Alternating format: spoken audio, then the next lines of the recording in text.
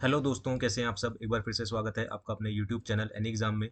दोस्तों, आज की इस वीडियो में हम इम्पोर्टेंट इंडियन कॉन्स्टिट्यूशन के जितने भी इम्पोर्टेंट आर्टिकल्स हैं उनके बारे में देखेंगे, जो कि आपकी अपकमिंग जितनी भी शिफ्ट्स हैं एसएससी सीएचएसएल की, ठीक है ना, जितनी भी नेक्स्ट शिफ्ट वाले जितने भी कैंडिडेट्स हैं उनके लिए फ़ायदेमंद रहने वाली है।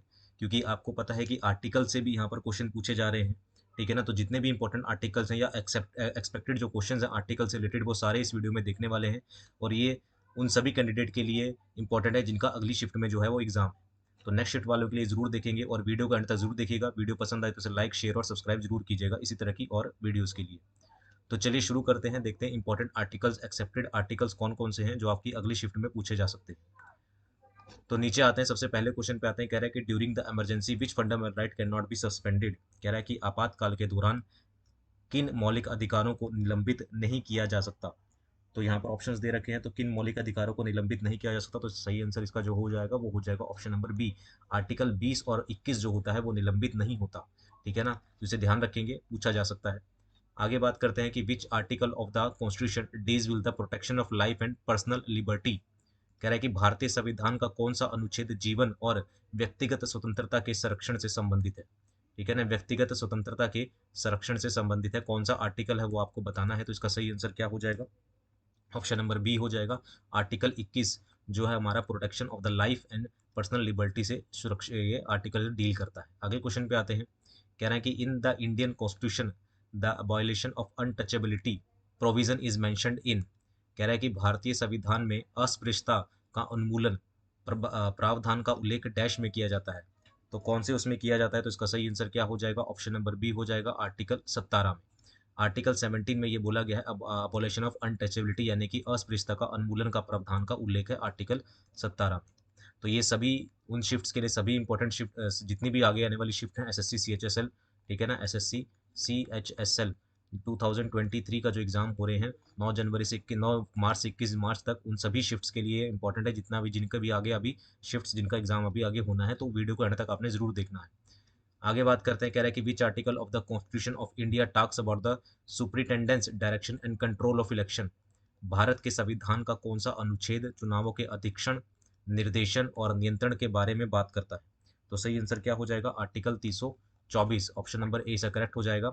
तो संविधान का कौन सा अनुच्छेद है जो भारत के अधीक्षण, निर्देशन और नियंत्रण के बारे में बात करता है। आर्टिकल 324 जो है वो बात करता है, ऑप्शन नंबर ए करेक्ट हो जाएगा। अगले क्वेश्चन पे आते हैं। कह रहा है कि which article of the Indian constitution deals with the right against exploitation. कह रहा है कि भारतीय संविधान का निम्नलिखित में से कौन सा अनुच्छेद शोषण के विरुद्ध अधिकार से संबंधित है। शोषण के विरुद्ध, तो शोषण के विरुद्ध अधिकार से कौन सा जो है वो आर्टिकल संबंधित है, वो हो जाएगा ऑप्शन नंबर 3, आर्टिकल 23 और 24। शोषण के विरुद्ध जो है आर्टिकल 23 और 24 जो है हमें शोषण के विरुद्ध अधिकार प्राप्त कराता है। आगे बात करते हैं। कह रहा है कि which article of the Indian constitution provide for right to education. यानी कि भारतीय संविधान का कौन सा अनुच्छेद शिक्षा का अधिकार प्रदान कराता है। तो सबको पता है, तो 21A इंपॉर्टेंट है, पूछा जा सकता है। आर्टिकल 21A जो है वो हमें शिक्षा का अधिकार प्रदान करवाता है। आगे बात करते हैं। कह रहा है कि 25 आर्टिकल 25 से 28 of the Indian constitution refer to. तो 25 से 28 जो है इंडियन कॉन्स्टिट्यूशन का, ठीक है ना, वो किससे रिलेटेड है, ठीक है ना। भारतीय संविधान के अनुच्छेद 25 से 28 का उल्लेख है, किसका उल्लेख है, ठीक है ना। तो ये उल्लेख किसका है हमारे पास, इसका सही आंसर क्या हो जाएगा, राइट टू कॉन्स्टिट्यूशन, नहीं, right to freedom of religion, यानी कि right to freedom of religion है, यानी कि धर्म की स्वतंत्रता अधिकार हमें 25 से 28 में मिलता है। हम अपनी मर्जी से कोई भी धर्म अपना सकते हैं, ठीक है ना। तो धर्म की स्वतंत्रता का अधिकार हमें 25 से 28 में मिलता है। आगे क्वेश्चन की बात करते हैं। कह रहा है कि article 32 of the Indian constitution deals with, तो किससे डील करता है। भारत का संविधान का अनुच्छेद 32 संबंधित है, किससे संबंधित है। तो 32 जो है वो right to constitutional remedies, option number B इसका करेक्ट हो जाएगा, ठीक है ना। संवैधानिक उपचारों का अधिकार यानी कि राइट टू कॉन्स्टिट्यूशनल रेमेडीज से रिलेटेड है आर्टिकल 32। आगे बात करते हैं। The composition of the council of state comes under the preview of the following article of the constitution of India. राज्यों के परिषद की संरचना भारत के संविधान के निम्नलिखित में से किस अनुच्छेद के दायरे में आती है। किसकी संरचना, भारत के संविधान के परिषद की संरचना। इसका सही आंसर क्या हो जाएगा, ऑप्शन नंबर डी हो जाएगा, आर्टिकल 80 के अंडर ये आती है। आगे बात करते हैं। कह रहा है कि which of the following article of the constitution of India is the annual financial statement present by the parliamentary every financial year.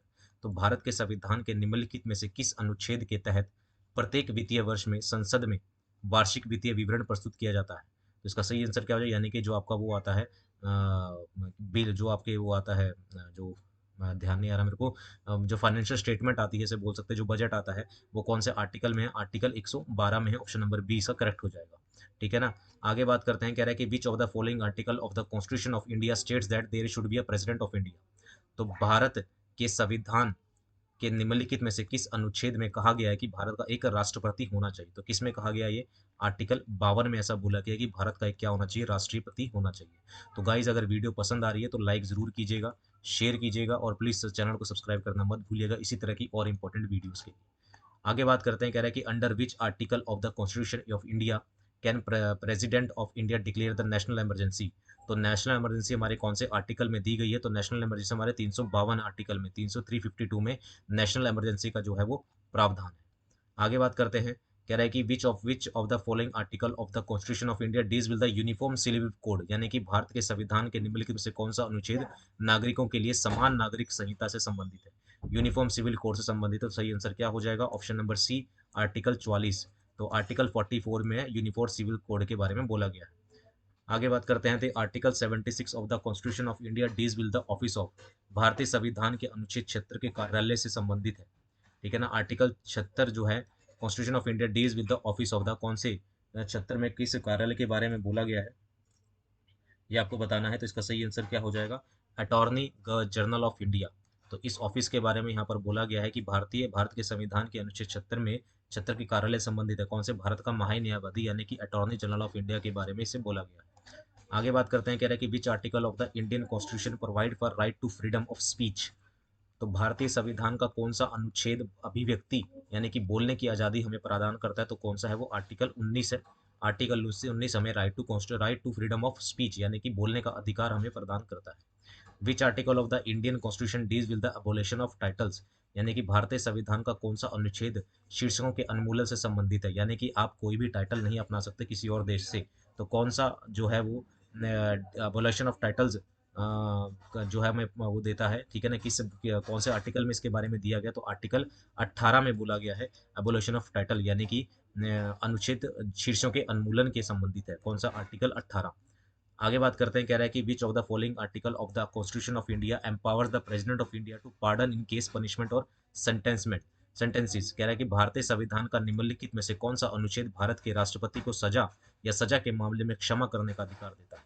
जैसे कोई कैदी है वो अगर क्षमा अपील करता है तो राष्ट्रपति जो होता है उसे माफ कर सकता है। तो इसका सही आंसर क्या हो जाएगा, आर्टिकल 72 में यह प्रावधान है कि राष्ट्रपति किसी भी कैदी की जो सजा को माफ या कम कर सकता है। तो आर्टिकल 72 इसका सही आंसर हो जाएगा। आगे बात करते हैं, कह रहा है कि the governor of state possesses the pardoning power under which article of the constitution of India. राज्यपाल के पास भारत के संविधान के किस अनुच्छेद के तहत क्षमादान शक्ति है। तो राज्यपाल की बात हो रही है यहाँ पर, वो प्रेसिडेंट की बात थी, यहाँ पर राज्यपाल की बात हो रही है। तो किस में है ये, आर्टिकल 161 में है। आर्टिकल 161 में जो है वो राज्यपाल के पास शक्ति है कि वो क्षमा कर सकता है, और आर्टिकल 72 में प्रेसिडेंट के पास शक्ति है कि वो क्षमा कर सकता है। आगे कुछ आपके पास आर्टिकल दिए गए, कह रहा है कि duties and power of the controller and auditor general of India article 149 में है। ये ध्यान रखेंगे, पूछा जा सकता है। पावर ऑफ किसकी, कंट्रोलर यानी और and auditor of general of India की किसमें है, आर्टिकल 149 में है। Protection of interest of minorities, minorities की प्रोटेक्शन और उनके प्रोटेक्शन के बारे में किसमें है, आर्टिकल 29 में यहाँ पर बोला गया है। आगे कुछ रिवीजन, एक रिवीजन के तौर पे इसको पढ़ लेंगे हम।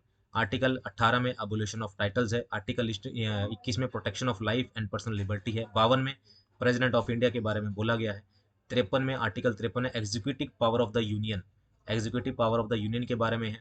54 में इलेक्शन ऑफ प्रेसिडेंट, कैसे प्रेसिडेंट के इलेक्शन कैसे होंगे वो होगा। 56 में आर्टिकल 56 में term of the office of president, यानी कि कितना प्रेसिडेंट का कार्यकाल कितना होगा, वो 56 में है। 58 की आर्टिकल 58 की बात करें, क्वालिफिकेशन क्या होगी प्रेसिडेंट की, वो है कि प्रेसिडेंट के बारे में ज़्यादा इंपॉर्टेंट है क्योंकि इंपॉर्टेंट है ये सारे आर्टिकल्स प्रेसिडेंट से रिलेटेड। 58 में उसकी क्वालिफिकेशन है। 60 में उसकी ओथ यानी कि प्रेसिडेंट की जो ओथ है वो क्या होगी, ओथ और अफर्मेशन ऑफ द प्रेसिडेंट।